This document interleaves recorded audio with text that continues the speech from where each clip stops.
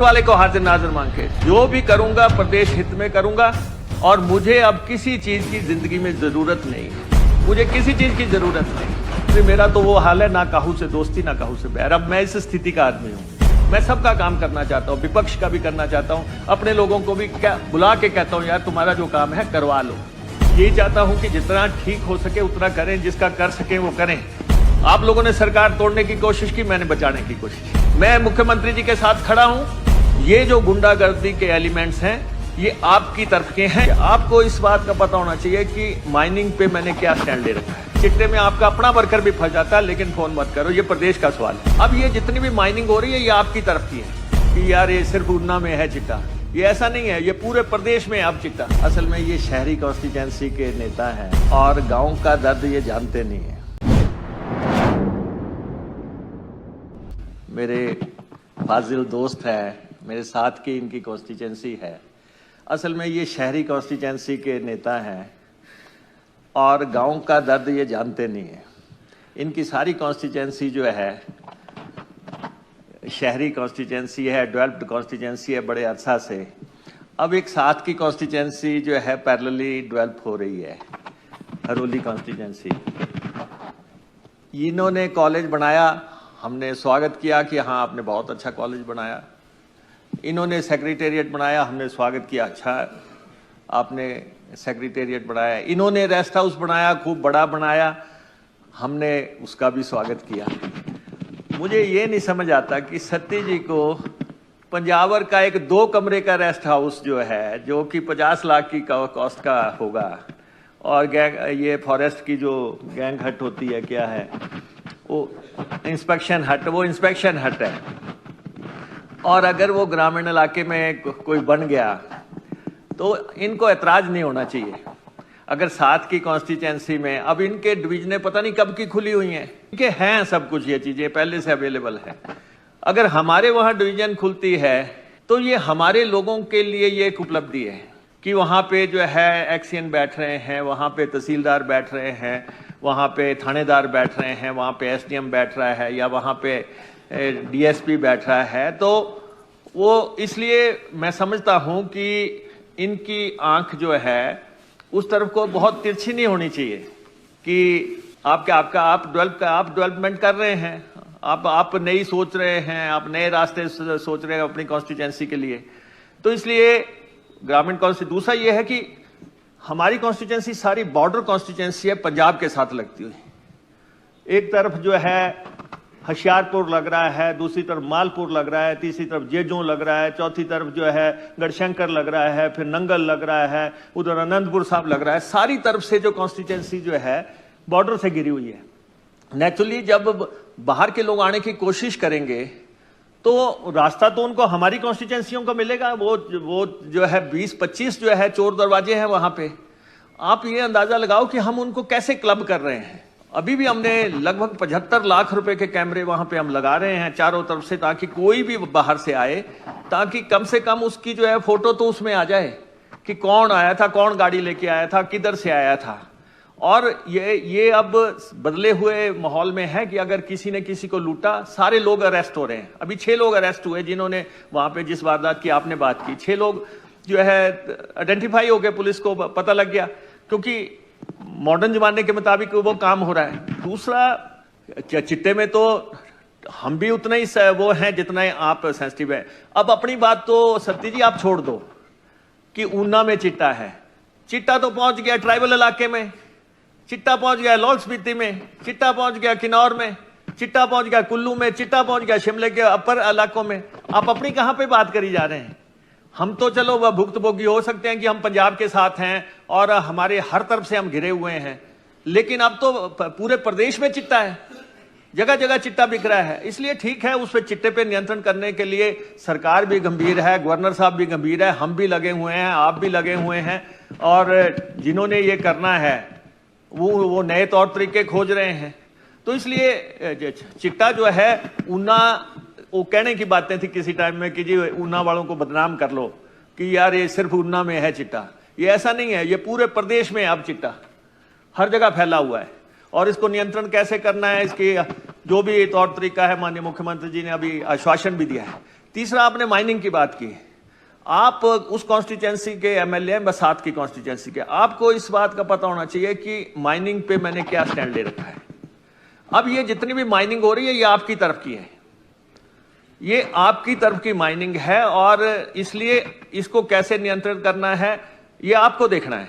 ठीक है, हम सरकार में या कुर्सी पे बैठे हैं, हमारा भी जिम्मा है, हम भी, मैंने मंत्री जी से पूरी बात की, मंत्री जी का टूर भी वहां पे हुआ, और मंत्री जी ने जाके, मैंने एसपी को भी कहा, मैंने डिप्टी कमिश्नर को भी कहा, और उसके बाद मंत्री जी का वहां पे टूर भी हुआ, और उसके बाद इन्होंने स्पेसिफिक निर्देश भी दिए।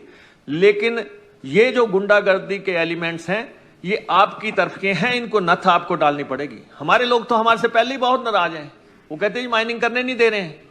हम कह रहे हैं जितना मर्जी नुकसान हो जाए, लेकिन हम माइनिंग नहीं आपको अलाउ करेंगे। ठीक है, कोई नियमों के तहत कोई माइनिंग होती है वो कर लो आप, और परमिशंस के तहत, लेकिन जिस ढंग से लूट का वातावरण था, अब ठीक है कुछ दो ऐसी गैंग्स हैं, और आपने पिछली बार भाषण में कहा था कि कोई कत्ल हो जाएगा, आपने पिछली बार यहां कहा था, और मैं भी उस एप्रीहेंशन से इनकार नहीं करता।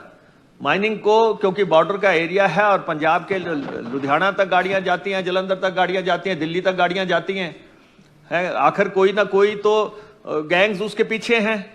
तो जितनी भी सख्ती मंत्री जी करना चाहें, हम इनको कहते हैं कि आप जो करना चाहते हैं, जिस लेवल पे करना चाहते हैं, उनकी आप जेसीबीज हैं, पोकलैंड्स हैं, टिपर्स हैं, जो आप पकड़ के अंदर करना चाहते हैं, थानों में ठोकना चाहते हैं, हमने तो बिल्कुल ब्लैंकेट कह दिया है। चिट्टे में कोई सिफारिश, कोई आज दिन तक कोई, हमने तो सदन में भी कहा है, कोई भी हमारा सदस्य कोई भी चिट्टे पे जो है अपना जो है थाने में फोन ना करे, एसपी को फोन ना करे। अगर इसके बावजूद कोई करता होगा तो वो उसकी अंतरात्मा होगी। लेकिन हमने तो सारे सदन को कहा है कि कोई भी आदमी अगर चिट्टे में आपका अपना वर्कर भी फंस जाता है, लेकिन फोन मत करो, ये प्रदेश का सवाल है। तो ये जो मसले हैं, हम इनके प्रति संवेदनशील हैं। और सुबह भी विक्रम जी ने भी एक बात कही, विक्रम जी ये जितने भी हमारे टाइम में तो टेंडर हो ही नहीं रहे हैं, आईपीएच के टेंडर तो सारे कर गए हुए हैं। यहाँ पर सच्चाई है ये, मैं आपको सदन में बोल रहा हूं, टेंडर सारे आप कर गए हैं, पाइपें सारी आप खरीद गए हैं। हमारे टाइम में तो बिरला कोई एक आधा कोई टेंडर हो रहा होगा, कोई टेंडर नहीं है। और वो टेंडर जो है एडमिनिस्ट्रेटिव सैंक्शन से, फाइनेंशियल सैंक्शन से ओवर एंड अबव कितने हुए हैं, मैं आपको लिस्टों की लिस्टें सप्लाई कर दूं, पर लेकिन हम इसमें जाना नहीं चाहते। आपने कहा जी लूट हो रही है, फलां हो रही है। आपको सच्चाई से मैं ये कहता हूं कि उन टेंडर्स को आप देखो, ये बड़सर के टेंडर की भी आज भी बात कर रहे थे। बड़सर का टेंडर आपने 201 करोड़ का किया था, मैं चुप रहता तो 201 करोड़ रुपए का हो गया था। 77 करोड़ रुपया ऊपर था, जो 131 करोड़ रुपए आपको आए थे, 131 करोड़ रुपए आए थे। 201 का मैं ना बोलता तो 201 करोड़ रुपए का आवंटित हो जाना था। मैंने कहा कि आपको आए 131 रुपए, आपने 201 का कैसे किया? अब ठीक है, वो 201 जब वो 128 का गया या 129 का गया, सत्य जी कहते उससे भी सस्ता हो सकता है। हमने कहा ठीक है, उसको जो है रद्द करके उसको जो है वो करेंगे। लेकिन अभी तो टेंडर्स है ही नहीं।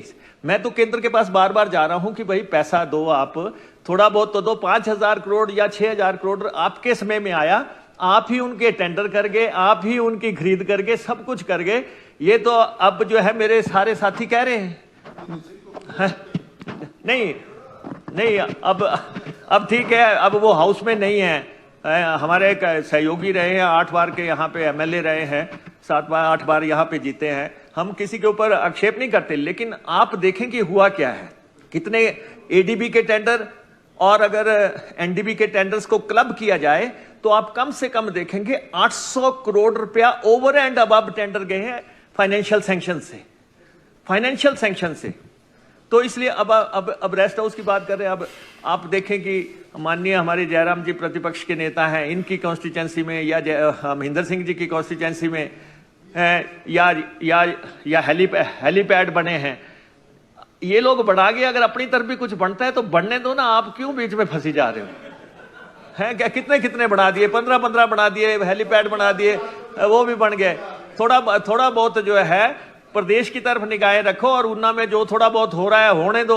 आगे ही आप कह रहे हैं कि मुख्यमंत्री जी आपकी सुनते नहीं है, आप एक तरफ से कह रहे हैं कि आप ताकत विहीन है, आप रबड़ स्टैंप है, आप कई कुछ बोल चुके हैं यहाँ मेरे को है। मैं तो सब कुछ स्वीकार करने को तैयार हूं, क्योंकि मेरी ऐसी स्थिति नहीं है।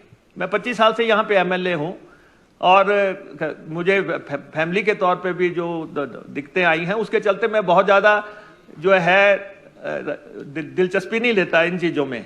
यही चाहता हूं कि जितना ठीक हो सके उतना करें, जिसका कर सके वो करें। लेकिन जो है ये मान के चलो, मैं इस सदन में ये कहना चाहता हूं, ऊपर वाले को हाजिर नाजिर मांग के जो भी करूंगा प्रदेश हित में करूंगा।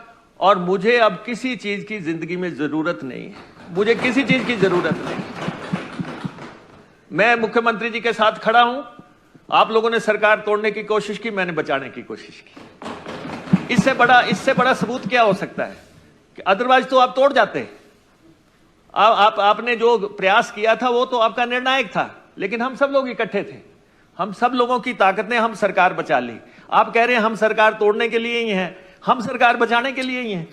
हम सब लोग सरकार बचाने के लिए हैं और इसलिए हम चाहते हैं कि हमारी सरकार 5 साल चले, अच्छे से चले। मैं कोई एमएलए, यहाँ 40 एमएलए कांग्रेस के हैं, यहाँ आप 28 लोग आप हैं, कोई कह दे कि मुकेश अग्निहोत्री, मेरा तो वो हाल है, ना काहू से दोस्ती ना काहू से बैर। अब मैं इस स्थिति का आदमी हूं, मैं सबका काम करना चाहता हूं, विपक्ष का भी करना चाहता हूं, अपने लोगों को भी क्या बुला के कहता हूं, यार तुम्हारा जो काम है करवा लो, है जो मेरे से हो सकता है, संभव है, मैं कर सकता हूं। इसलिए कोई शंका मत रखो, कोई ये मत रखो, जो आपको लगता है मैं प्रदेश हित में वो काम करने के लिए तैयार हूं। इसलिए अपने मन में कोई दुर्भाव ना रखें। मेरी ये सोच है कि हम राजनीतिक दुश्मन नहीं है, हम राजनीतिक विरोधी हैं।